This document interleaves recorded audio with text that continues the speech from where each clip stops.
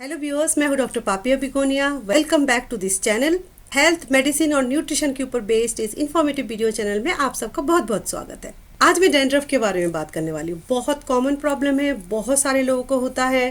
Dandruff की problem कभी भी जड़ से खत्म नहीं होती है, बार बार वापस आती है। डैंड्रफ के ऊपर सर्च करेंगे, इंटरनेट मटेरियल से भरा हुआ है। अलग अलग ट्रीटमेंट, हर्बल, बहुत सारे घरेलू नुस्खे, यूट्यूब में भी डैंड्रफ ट्रीटमेंट के बहुत सारे वीडियोस आपको मिलेंगे। सो आज मैं इस वीडियो में फिर नया क्या बताने वाली हूँ। डैंड्रफ ट्रीटमेंट के घरेलू नुस्खे शेयर नहीं करूंगी, हर्बल ट्रीटमेंट के बारे में नहीं बताऊंगी। डैंड्रफ के पीछे रीजन क्या है, जब तक ये समझेंगे नहीं तब तक डैंड्रफ को पूरी तरह से जड़ से मिटाना मुश्किल बात है।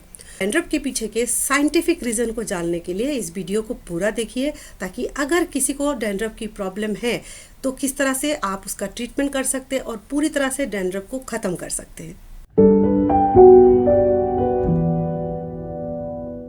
जिनको डैंड्रफ की प्रॉब्लम होती है, स्कैल्प में स्किन के फ्लेक्स बनते हैं, वाइट कलर के पतले हल्के, फिर बालों में भी दिखता है, कपड़ों में भी गिरता रहता है। जब डार्क कलर के कपड़े पहनते हैं और उसमें डैंड्रफ के फ्लेक्स दिखते हैं तो काफी एम्बरेसिंग होता है। जिनको डैंड्रफ की समस्या होती है उनकी स्कैल्प बहुत ईची होती है, पूरे टाइम स्क्रैच करने का मन करता है। बाल धोते हैं, उसके 2 दिन के अंदर ही बालों का लुक पूरा खराब हो जाता है, ऑयली और बेजान दिखने लगते हैं। डैंड्रफ की प्रॉब्लम देखने में तो बहुत सिंपल लगता है, लेकिन उसको ट्रीट करना उतना ही मुश्किल होता है। बहुत सारे एंटी डैंड्रफ शैम्पू मार्केट में अवेलेबल है, उसके बावजूद भी लोग परेशान होते रहते हैं। लगातार इन एंटी डैंड्रफ प्रोडक्ट को इस्तेमाल करने के बाद भी डैंड्रफ सही नहीं होता। Dandruff is a type of fungal infection. सारे डैंड्रफ फंगल इन्फेक्शन की वजह से नहीं होता, but nearly 85 to 90% cases of dandruff is due to fungal infection. हमारे स्कैल्प में भी फंगल इन्फेक्शन हो जाता है। स्कैल्प भी हमारे स्किन का हिस्सा है। जैसे मैंने पिछले 2 वीडियो में आपको बताया कि हमारी बॉडी की जो स्किन है वो फंगल इन्फेक्शन के लिए बहुत प्रोन होता है। फंगस बहुत आसानी से स्किन में ग्रो करता है। सेम ऐसा हमारा स्कैल्प भी हमारे स्किन का हिस्सा है और स्कैल्प में भी बहुत ज़्यादा फंगल इन्फेक्शन होने के चांसेस है। जैसे हमारी स्टमक के अंदर, हमारी माउथ कैविटी के अंदर माइक्रो ऑर्गेनिज्म का फ्लोरा होता है, कुछ बैक्टीरिया होते हैं, कुछ फंगस होते हैं। सिम्बायोसिस में बहुत अच्छे से एक दूसरे के साथ बैलेंस करके रहते हैं। सेम हमारे स्कैल्प का भी अपना एक माइक्रोबायोम है। स्कैल्प में भी बहुत सारे फंगस और बहुत सारे माइक्रो ऑर्गेनिज्म पाए जाते हैं। इसमें से एक फंगस प्रीडोमिनेंटली रिस्पॉन्सिबल होता है फॉर डैंड्रफ, दैट इज मेलासेजिया। मेलासेजिया एक ऐसा फंगस है जिसको ग्रो करने के लिए ऑयली एनवायरनमेंट चाहिए, oily, warm and dark environment, जो कि हमारे स्कैल्प में बिल्कुल परफेक्ट होता है। मेलासेजिया कभी कभी बाकी माइक्रो ऑर्गेनिज्म को ओवर पावर करके एक्सेसिव ग्रोथ होने लगता है हमारे स्कैल्प के अंदर, जिसकी वजह से डैंड्रफ की प्रॉब्लम होती है। जो डैंड्रफ की फ्लेक्स आपको दिखते हैं वो एक्चुअल में फंगस नहीं होता।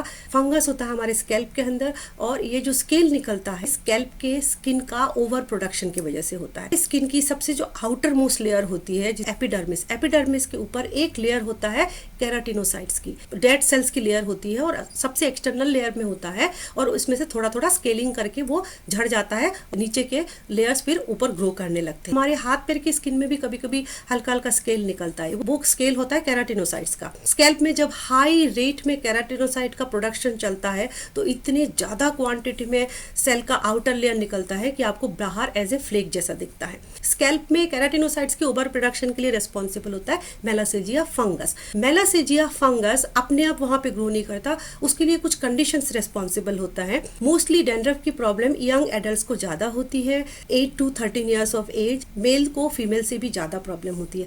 हमारे स्कैल्प में एंड बाकी स्किन में भी एक ऑयली सब्सटेंस होता है, सिवेशियस ग्लैंड होते हैं हमारे स्किन में, रोम छिद्रों के अंदर ये ग्लैंड्स होते हैं और हेयर की रूट में होते हैं। ऑयली सब्सटेंस ये सिवेशियस ग्लैंड बनाते हैं, उसको बोलते हैं सीबम, जो कि ऑयल रिच होता है। स्कैल्प में ये सिवेशियस ग्लैंड हर एक हेयर के रूट में होता है, इसलिए स्कैल्प में सीबम प्रोडक्शन काफी ज्यादा होता है। और सीबम प्रोडक्शन हमारी बॉडी में स्टार्ट होता है with the onset of puberty. जैसे ही बच्चा मैच्योर होने की एज में पहुंचता है तो स्कैल्प में सीबम प्रोडक्शन बहुत बढ़ जाता है।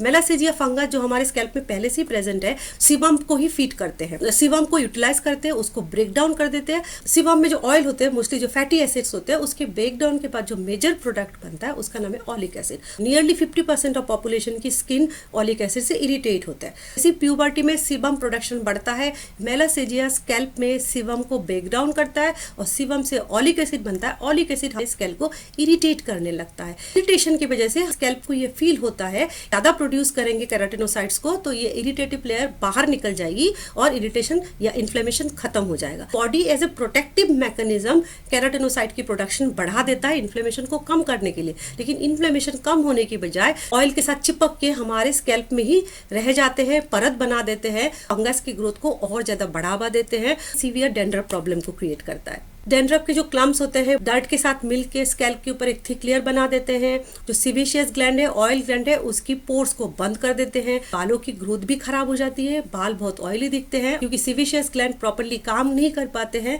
तो हेयर फॉल भी होने लगता है। इनमें डेंड्रफ की प्रॉब्लम होता है, ऑलिक एसिड से उनका स्किन सेंसिटिव होता है और सीबम की ओवर प्रोडक्शन से ही ये ऑलिक एसिड बनता है। डेंड्रफ प्रोडक्शन को रोकने का एक ही तरीका है सीबम प्रोडक्शन को कम करना और केराटिनोसाइट्स की ओवर प्रोडक्शन को कम करना। लोगों में डेंड्रफ की problem with some other disease, immunosuppression, very dry weather, winter season इनमें बहुत बढ़ जाता है क्योंकि जो भी कंडीशन पर्सन के स्कैल्प के स्किन को ज्यादा इरिटेट करते हैं वही कंडीशन डेंड्रफ प्रोडक्शन के लिए रिस्पॉन्सिबल होता है। इस तरह के फंगल डेंड्रफ के केसेस में कोई भी घरेलू नुस्खा या हर्बल प्रोडक्ट प्रॉपरली ट्रीट नहीं कर सकता।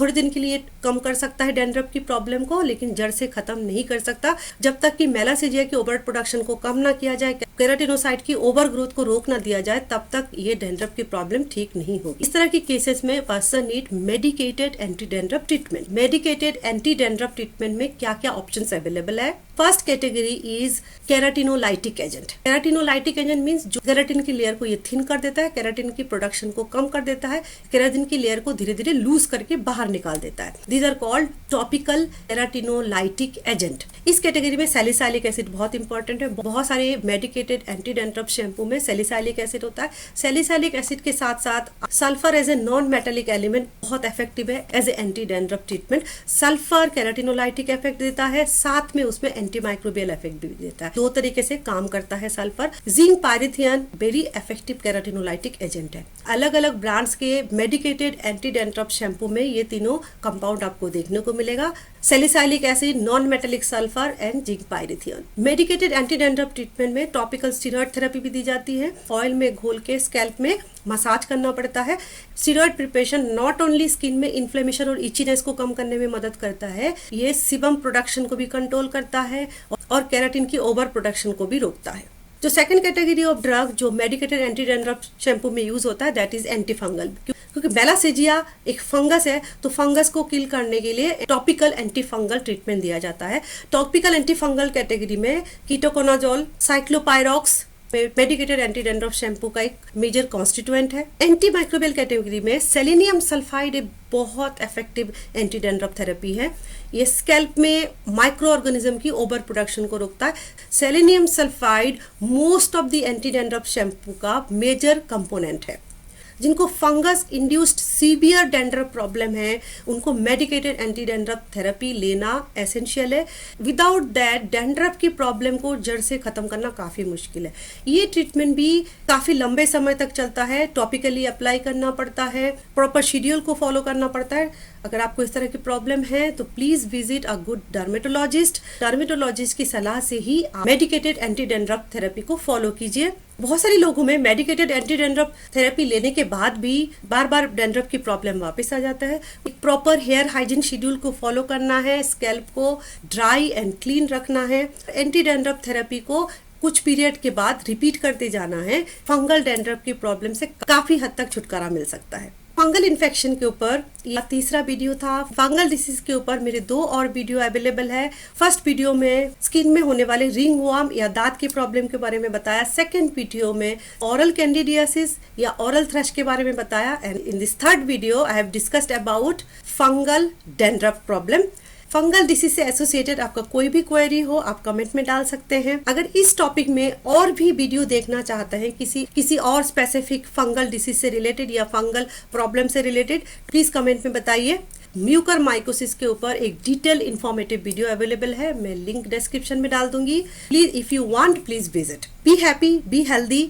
Thank you so much for watching the video till end. See you next time.